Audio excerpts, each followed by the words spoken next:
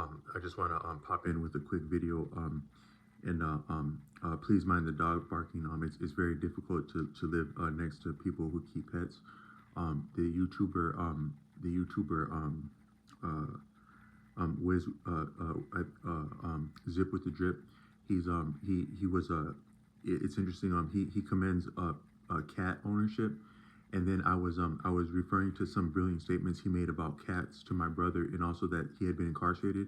And my brother told me that in that area where I think he was from, like the East Coast, there had been some initiatives about like something to do with cats and pet ownerships and cats in the prison system. And my brother was wondering if that had an influence his affinity with cats. And I don't mean to put words in anyone's mouth, but I just meant to say that he's made some brilliant comments about the distinction between cat ownership and dog ownership. And I think that what he made in some of his videos is would be true of my experience, in that it's very difficult living next to people who keep pets, but especially dogs. Like for myself, and I grew up in the United States, but I grew up in close intimate proximity to my father, he's a very he's very set in his ways, and he expresses what's on his mind. And he had different instincts around dog ownership where he's from, where they loved dogs and they actually needed dogs to survive because the dogs helped with like hunting.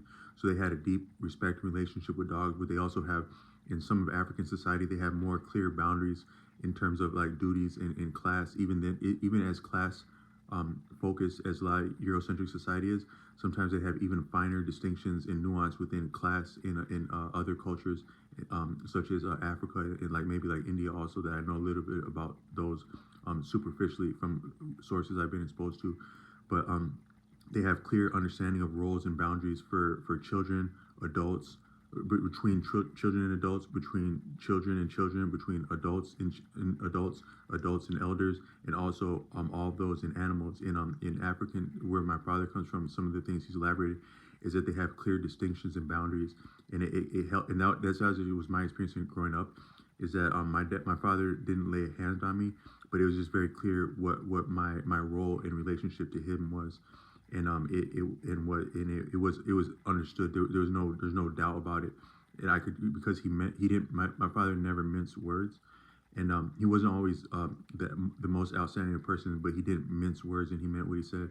So when I was growing up, the roles and the expectations were clear for me as a child, in my duties in my place as a child, and also with respect to other children and adults. My father wanted me respecting all people and things, but also approaching people and things differently. And one would be that they didn't keep dogs in their living quarters, where in my father's family. And but the author, the YouTuber Zip with the Drip, has said that there's some distinctions in keeping dogs and cats, in that like from traditions in the East. I think he's referring to like Islam, in that cats can be clean, and actually cleaner than clean, and that would be reflected in some of the aesthetics and the values of like some of the ancient societies, such as like the Kush or like the Egyptian. I don't know a lot about them, but I know that cats were very significant. And even if you're interested in certain things nowadays, like say you're interested in like dating and style, some dating and style content, like such as Casey Zander on YouTube. He has outstanding, almost technical mechanics about human socializing and value perception, and as that informs dating. And he heavily references the experience and the style and approach of cats as very significant. And Zip with the Drip did that and said that you could actually drink from the same quarters as a cat, and you wouldn't necessarily be compromising that. But dogs are very different, and they're more so they have different like bacteria and parasites that or fleas that would attend a dog would be a little bit different than a cat. But then also the demeanor and the behavior and the existence of a dog is different. So it can be difficult even living in proximity to dogs, like between walls. So I just wanted to point that out and being candid. But we all have different values, we all have different rights, including animals. And so animals have the right to live in human dwellings, in domiciles, currently in the region where I'm at, depending on the parameters of the lease. And that would be understood when you sign a lease of some kind, where some places keep pets and some don't. But it can still be challenging, whether or not you agree to something. It can still be very challenging. but I just wanted to maybe riff on that since it appeared in the video. But respect to all beings and creatures in different ways of being and doing things. There's value in different ways of doing things, including keeping dogs, including not keeping dogs. Um, but um, but what I wanted to say is that I wanted the whatever value I have on the platform is simply in being candid and maybe open minded and inspirational and spontaneous, relatively speaking, and not to be pompous with that. But what I wanted to say is that um for some reason, the fact that I've reached 400 videos is significant to me. It feels significant. There were a lot of mounting videos throughout the last, because that's been achieved since about late fall last year. Like no later than October, and probably no sooner than December, and no later than October. I began the channel, or around maybe December, and now I'm up to 400 uploads, including a lot of like original music that has a different approach to harmony that I demonstrate, and improvising within that.